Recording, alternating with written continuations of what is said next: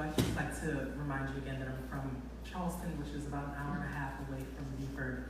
And one of the things that I've been paying attention to since my time as a child is the hyperdevelopment that is happening on the peninsula, especially in Charleston and throughout the Tri-County region.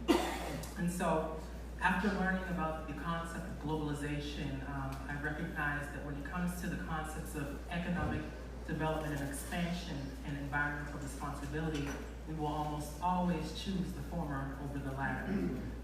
I've seen how infrastructure has been constructed through communities of color and historic communities under the guise of eminent domain. I've seen how marshland has historically and illegally been filled in for the purposes of hyperdevelopment and commercial development, not for community redevelopment.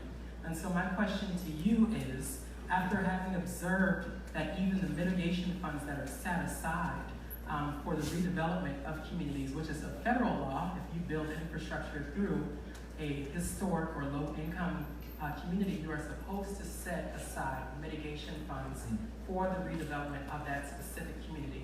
And I have seen in Charleston County mitigation funds being used for the beautification and the construction of lofts that cost $2,000 a month.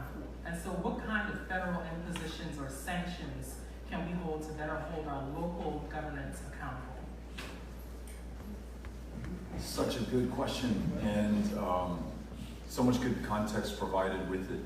First time I met Myra, we were at a roundtable like this one, and someone was telling me about workers who support tourists in Hilton Head, but drive 2 hours to get to their job that pays a little bit more, maybe, than minimum wage, and then 2 hours back home at the end of the day, unable to afford childcare, really unable to afford to hold that job, given the cost to commute, both in gasoline and wear and tear on their automobile.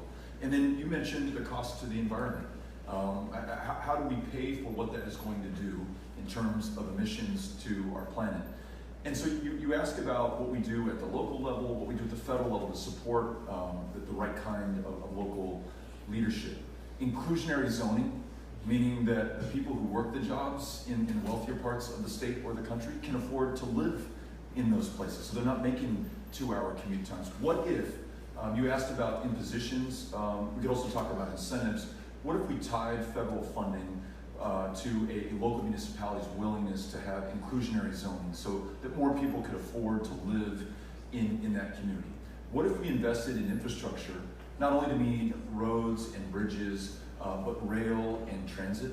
What if we followed Mayor Benjamin's lead in Columbia, South Carolina, who used a federal investment of community development block grant funds to ensure that there was affordable housing in the city center, and he made zoning and opportunities for private developers conditional on affordability as a function of income? It's no accident that he's the president of the United States Association of Mayors right now, because he's really leading nationally where there's a void in that leadership federally.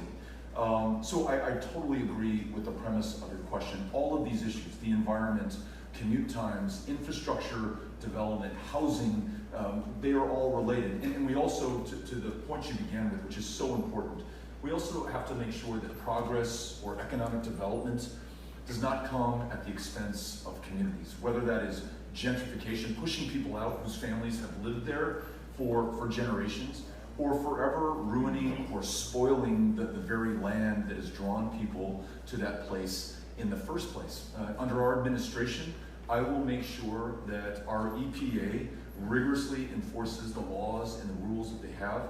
We'll use our rulemaking authority to create new ones, working with local stakeholders to make sure that we protect the airshed, the watershed, the viewshed in these incredibly historic, important places. And then make sure that we're telling the full American story, as you were telling me today as we were paying homage at Robert Small's gravesite. These really important places should be preserved, and then that story should be told to the rest of the country without compromising local communities. So thank you, Ben. Great question. Appreciate it.